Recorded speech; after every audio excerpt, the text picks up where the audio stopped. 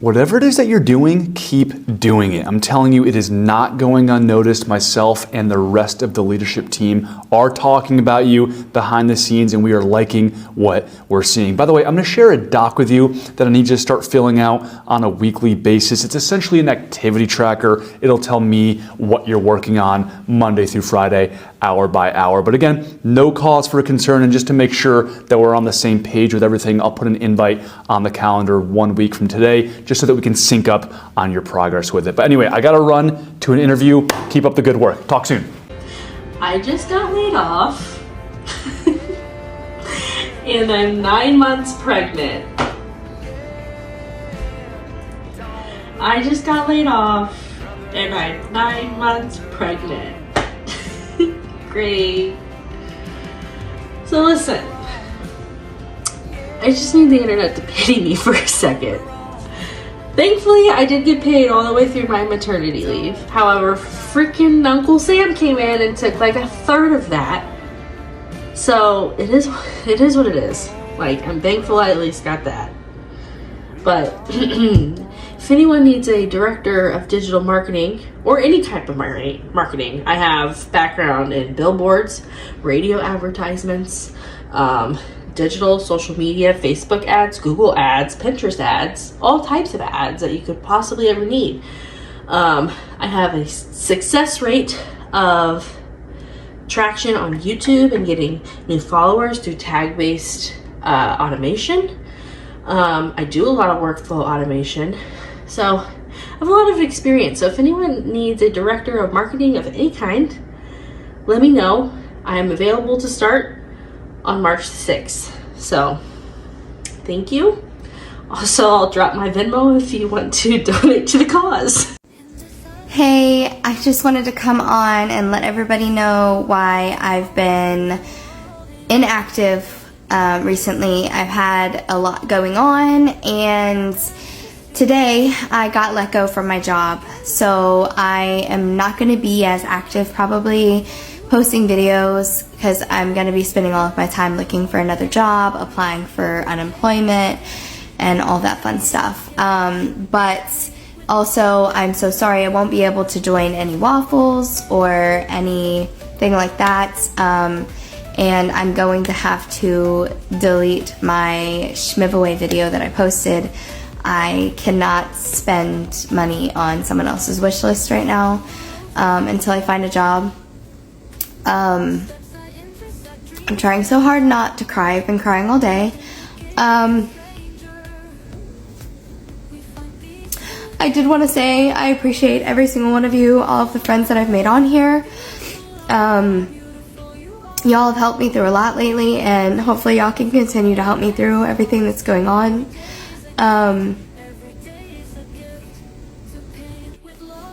But that might be my post for a few days, at least until I can get my spirits back up.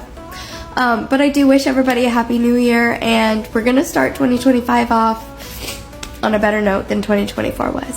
Okay, so I have kind of a shady question that I need your feedback.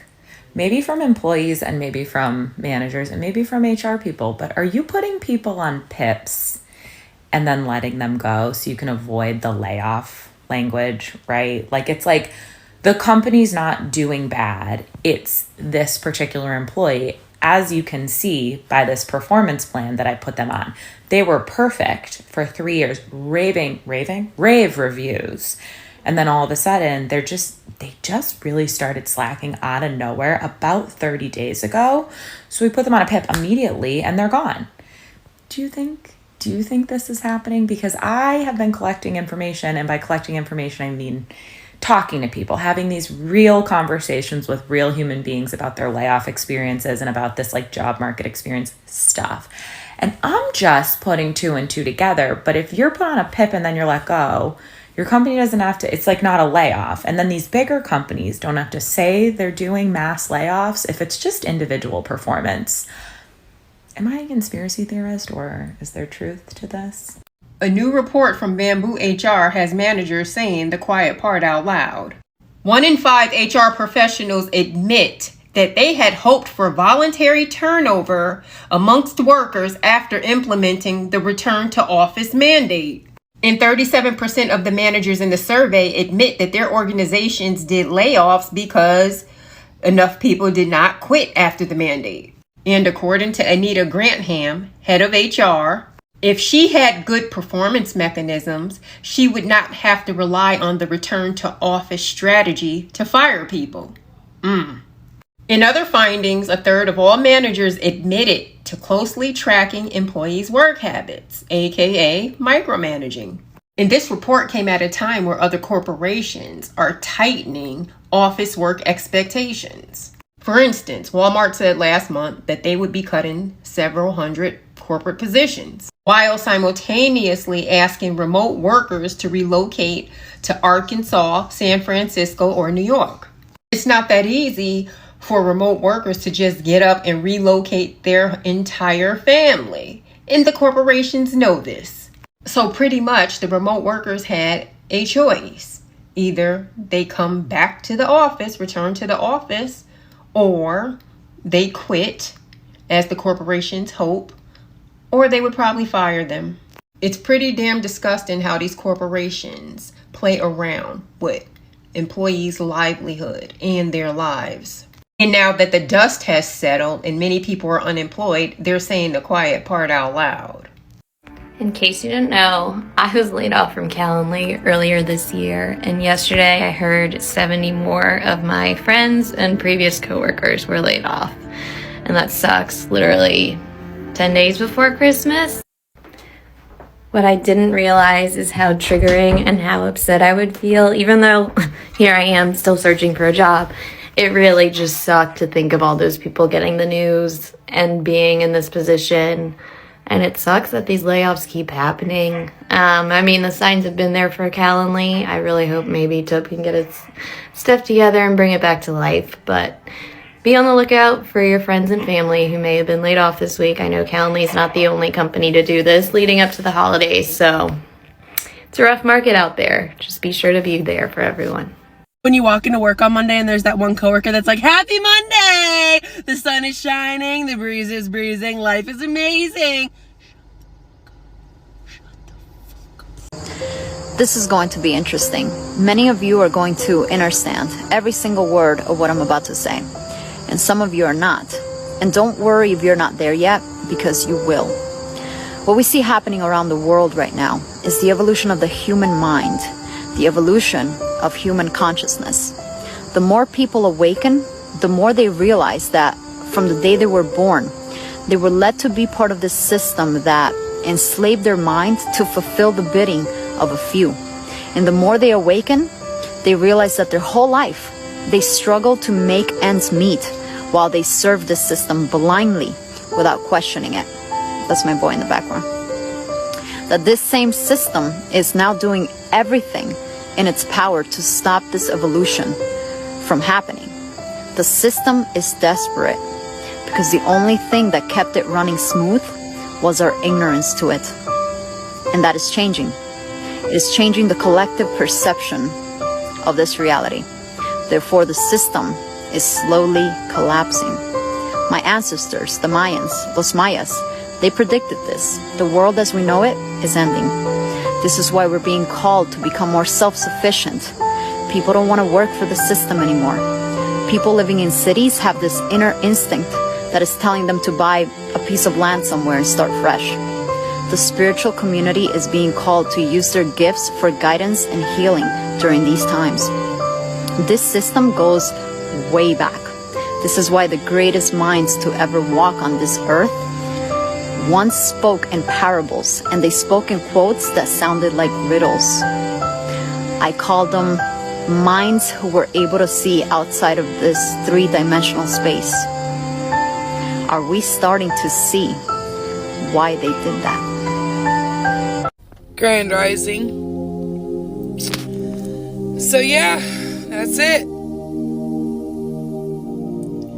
Our first year not celebrating Christmas. I want to be honest.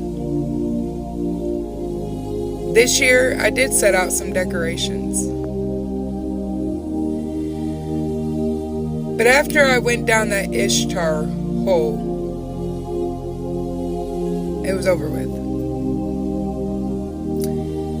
Decorations came down, and there was no celebrating. I finally had a talk with my kids, and I explained to them. Now, for some of you moms that are with the younger kids, I understand how hard this tradition or this holiday is going to be for some of you. It was hard for me. And a lot of you like to say, well, it's all about how you celebrate it. Yeah. But see, this is what evil wanted us to do. See, they harvest our energy for a certain day for their rituals. Do you understand that? Do you understand what I'm trying to tell you guys? You can celebrate it however you choose to feel, but all your feelings and vibrations and frequencies and energy is being harvested to evil for their sacrifice, for their rituals. So yeah, you can say you're celebrating it for something else, but on that day, that is evil's day. Nimrod, the tree of life, down to the ornaments, down to the tinsels. It's all part of their Catholic schemes. Now, I'm not saying that all Catholics are bad, so please don't come for me. I'm just saying that the churches were infiltrated, guys, to lead us astray. Don't you think if in our history books, in schools, they indoctrinated us and brainwashed us there, in colleges, don't you think that the ministry college would be the same? Yes, even more so. Who knows the Bible back and front better than anybody? Satan himself. The rabbit holes are deep, guys, and it's hard. It is so hard. But this year, I finally broke down and I explained and I told my 16, my 18, and my 21-year-old the truth. Because I don't want them to lead their lives with their children in a lie. So, I sat down, I explained to them biblically why this is happening, why it happened. So that way they know. This is what this is about, guys. Generational curse breaking. And it starts with us. I know it's hard. And I also want to just say, for the ones that wished me and my family Merry Christmas, I'm not ignoring you, I promise. I'm trying to find the correct words, because either way, if you say happy holidays, season's greetings, you're still saying basically Merry Christmas. So I don't know, man. And a lot of people are like, well, I'm not celebrating it for that. I'm celebrating for the birth of Jesus. That was a lie too. Jesus wasn't born December 25th, guys. He wasn't. When we tell you everything has been a lie. Everything has been a lie. This has been evil's plan for years, centuries. You're watching it play out. We'll try to. It's up to us to make the change, guys. Love you guys. Have a great day. This is one of the comments from that video that I posted on the CEO of Spotify being shocked that the operations were impacted with this 70% layoff. Well, in the news today, I saw that same CEO Daniel Ek cashed out almost $180 million in stock options based on Q1's performance. So I guess the layoffs were a rousing success. Congratulations on that. So $180 million richer, even though it was his leadership that led to, I think it was 1,500 employees. So, but not only that, kudos to him, but the executive team also cashed in, if I do my math right, another $74 million. So executive team at Spotify, even after 1,500 layoffs and detrimental impact to the operations, cashed out almost $254 million. Well, folks, that is the state of corporate America today. And again, capitalist, I'm all for it, man. If your businesses can do that and you want to take the profits, but just don't expect people to continue to come along for the ride, especially employees that, one, are getting impacted, laid off, no wages, no increases. And yet the management team is now generational wealthy. So congrats, and to the rest of you, good luck. Are you suffering with what I call the 12 S's? Now, I've put this together because this is going to hit home right now. Sensible people sell their souls by serving the system and their superiors, staying silent, saddened, suppressed, and losing self-respect to only become a shadow of the person they once knew. Now let that sink in. The 12 S's. You are becoming an individual you don't even know anymore because over a period of time you have been suppressed, you have stayed silent because you are dependent on the income, because you do not have FU money in the bank. You have nothing to fall back on. So you are suppressed, and now you are a shadow of a human being that doesn't know right from wrong. You have low self-esteem, low confidence, and you feel that you cannot escape. And I hope that now you're watching this video, it's a wake-up call. Trinidad and Tobago people, a great majority of them, are really sick mentally, you know. I come in more and more to realize on a daily basis that I am existing in a sick society of people. Not the nation, you know. The country is the country. The country is a paradise. But you see these sick people that we live in among in Trinidad here? These people who just continue, right, to try to target people who doing research and who bringing out truth and facts is only to bring awareness to others what really going on and to try to see if it could make something possible happen. In Trinidad we have a set of fucking too much of fusion. And when I say fusion, that is in the blood I'm talking. People, they're not thinking straight. The GMO in the food, the programming from the phone, the computer, the TV, the radio, the poisoning of the water, fluoride deep in the waters, all the different chemicals, even the chemicals they're spraying in the sky that we refer as chemtrails. And for the ones like myself and many others around this country and around the world who seeing the dangers that we up against, there's always imps in all ages, sizes, groups and all different things just jump up to defend wrongdoing. A lot of people find everything we blaming the government. Who the fuck is all this attack whole people who like to jump in and defend the government? Why all you don't run in front and take up the bullet and all the hay fork and the stabbing all your back and throat and mouth and head for the government? Why all you don't do that? Why all you don't do that? Why all you want to run in front and take all the blame and say, blame me?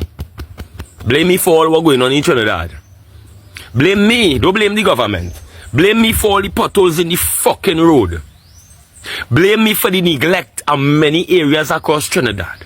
Blame we for the high food prices. Blame we, don't blame the government. Well, they want to run up in front to talk about everything is the government and the government. This is how Trinidad and Tobago people listen carefully. These kind of people, when you come across them in the comment, these is the people who hear this no. getting the little kakada from the government. Some of them just pretend like they have no affiliation with no party. All of them so is parts of the problem. Because I always continue to say the reason why Trinidad are so divided is due to the fact that there are people in this country that living in this country who have, whether they may have benefited from the government, from corruption and whatnot, or otherwise. Or they could have some affiliation with the government. So them ask good. And more time, these is the people who just come to make these kind of illiterate comments and try to make themselves sound like they're so bright. This fucking, watch me. The division, this is for all who don't know, right? Let me say something. The division has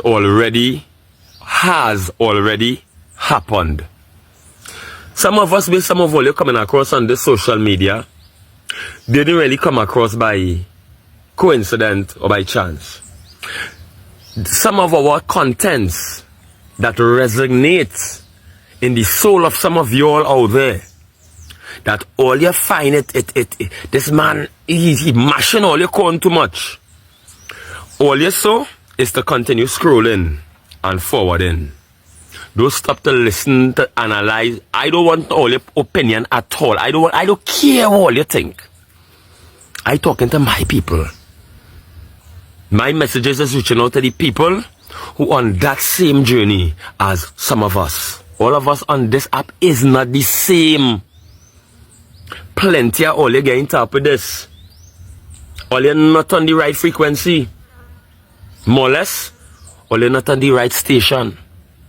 So why all you want to waste time to come and Jumbie, who is already on this particular journey of enlightenment, to try to come to talk all your fuckery? How much time I had to tell all this? How much more people, right, have to continue dying because they see our content and they don't want to pardon themselves, they decide to make it get under their skin. And for them to come and take your content to try to make an ass out of it and feel like you wouldn't know. Plenty all be taking people think all you doesn't realize it. Somebody they say it and send it right back. All you feel plenty people don't know what all you're doing with the contents out there and trying to imitate and make a mockery of people when the seriousness beyond out here. This is how Trinidadian people is. This is how we have this state. All kind of animals mix up with all kind of other animals, making more animals. Nothing not within its original self.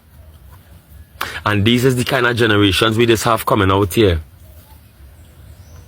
Only disagreeables. So if certain things, certain people say doesn't resonate with some all you can't stand it, just pass it straight. You don't have to follow that person. You don't have to listen to that person. Even if you have an opinion, you don't have to share it with that person. I ain't here to ask nobody nothing. I didn't come here to guess. From my own research, from my own observation, a lot of all you sleeping still. So you will never understand what anybody telling all you. Then why all you want to jump in all your feeling and jump and attack people who are attacking the government or who targeting the government? All your name is fucking government 2 hours. Big man and big woman, wherever the fuck all you might be working. When people say the government, why all you just get offended and ready to run in? Why? Answer that fucking question now, why? All you feel a long time, hour. All you don't learn. I is not one and... Listen. If a content don't resonate with you, you don't like the person or don't like what the person talking about, it's best all you hush all your mouth. Just leave them. Or leave it alone. Nobody didn't call all your name. Why all you getting emotional and running all your feeling when people didn't call all your name? Nobody ain't call nobody name here to say I call this one name or that one name or point at that one. But always the first to jump and defend this fucking devil as a government. Who is all here? Where all you come from? Where all you come from? Who sent all here? I busted my ass and I was just laid off. These companies do not care about us. They want us to give us a 2-week notice, but yet can just fire us and ruin our lives on the spot any day that they choose. I have a 2-year-old son, no savings, which is my fault, and it doesn't fucking matter. So now I have to go back on the job hunt, and I have to get a work from home job because I have a 2-year-old that I have to take care of. Can't afford daycare. Rent is $2,500 where I live. Now I gotta find out how to pay off my lease early, because there's no way that we could afford to live here. I don't even have a computer. They just locked me out of my computer. You know, I really thought that the culture at my job was great, the best that it's ever been. And for them to just lay me off, not even based off of performance, because my manager just shouted me out today, saying I'm doing a great job, and then fired me. The lack of sympathy and empathy for the United Healthcare CEO that just passed, it's palpable across multiple platforms. People don't care. They just don't care. They're saying things like thoughts and prayers, things like that. And so I looked at this a little deeper, analyzed it. And what's happening is the people are reflecting back to the system that they don't care. The system doesn't care. They don't care about you or grandma or your kids. And so the people are now reflecting that back to the system. This, from a certain point of view, is progress, because people aren't buying it hook, line, and sinker anymore. They're waking up. So let me get this straight. The state of New York is establishing a hotline for CEOs who feel, quote, threatened. But citizens of New York don't have any sort of a hotline for when they are unjustly denied health insurance coverage, when they might lose their jobs, when they might lose their homes, can't feed their kids. There's no hotline for any of that. Got it. The problem is capitalism. The problem is the exploitation of the working class. The problem is that the system has been set up so that you can work and work and work for hours and days and weeks and months and years on end and not see any gain or any benefit from it. Your work doesn't benefit you, it benefits the people that you're working for. The problem is that the people in power and the people who make the laws are having their pockets filled by companies and corporations so that they do exactly as they're told. The problem is that we live in a sociopathic economic system where some people are deemed more valuable than others, and if you don't have any economic value, then you deserve nothing. You don't get health care, you don't get housing, you don't get your basic human rights respected or protected. All you get is exploited for all the money that they can get out of you, and then you die. We need to dismantle the system that treats us like we're only valuable if we can help make rich people richer while we ourselves are struggling to even survive. This is a system that is trying to take away our human rights. It is our duty to overthrow the system and replace it with one that values human life over profit. It is our duty to get rid of the people that allowed this system to continue.